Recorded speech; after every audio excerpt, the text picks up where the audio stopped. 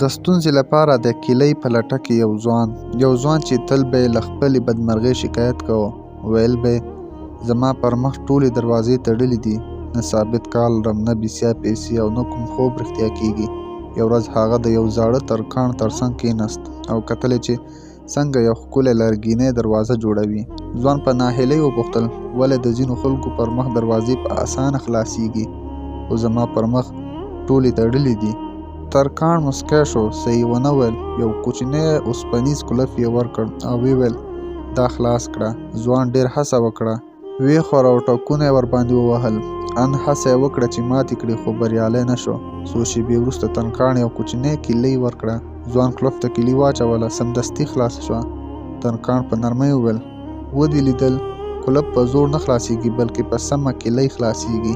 بیا یې زیاته کړه ځینې خلک ټول عمر په زور دروازه ټکوي او ګمان کوي چې تړلې دي خو حقیقت دا دی چې لا یې سمه کیلي نه ده موندلې.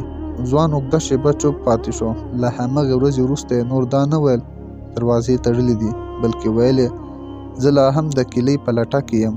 کله کله ستونزه دا نه وي چې لاره بنده ده بلکې دا وي چې موږ یې په ناسم ډول خلاصولو هڅه کوو.